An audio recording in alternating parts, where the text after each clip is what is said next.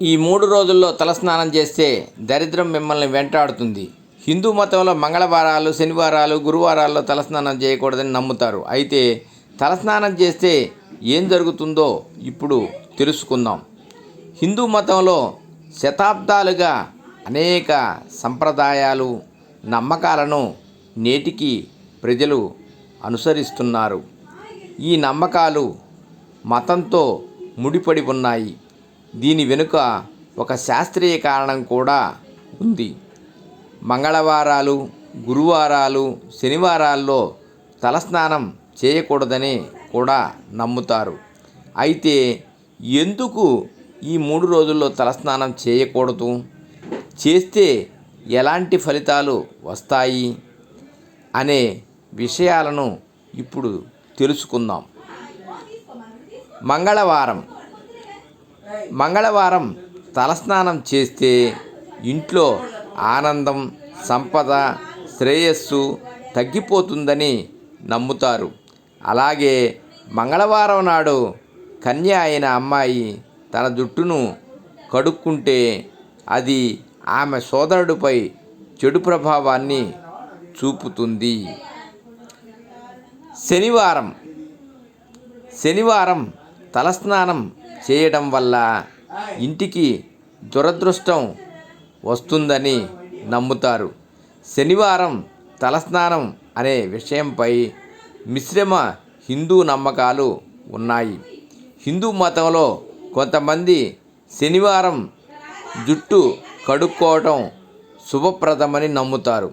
ఎందుకంటే ఇది సడే సతి ప్రభావాన్ని తగ్గించడంలో సహాయపడుతుందని అంటారు.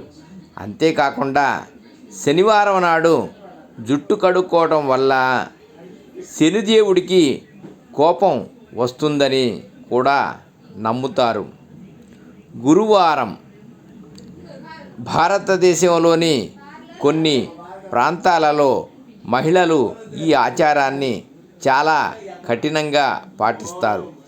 గురువారం నాడు జుట్టు కడుక్కోవడం వల్ల మీ ఇంటి నుండి బృహస్పతి, లక్ష్మీదేవి ఆశీస్సులు తొలగిపోతాయని, మిమ్మల్ని పేదరికంలోకి నెట్టివేస్తుందని వారు నమ్ముతారు. నిజానికి అలాంటి కథలు శతాబ్దాలుగా ప్రచారంలో ఉన్నాయి. గురువారం నాడు ఒక స్త్రీ తన జుట్టును కడుక్కుంటే ఆమె క్రమంగా తన అదృష్టాన్ని కోల్పోతుంది. గురువారం నాడు బట్టలు ఉతకటం కూడా అశుభంగా పరిగణిస్తారు. ప్రజలు వేర్వేరు రోజుల ఆధారంగా వేర్వేరు ఆచారాలను నమ్ముతారు. ప్రపంచ వ్యాప్తంగా అనేక మతాలలో వేర్వేరు రోజులలో అనేక రకాల ఆచారాలు పాటిస్తారు. వారంలోని రోజుల ఆధారంగా తరతరాలుగా వివిధ ఆచారాలు పాటిస్తున్నారు.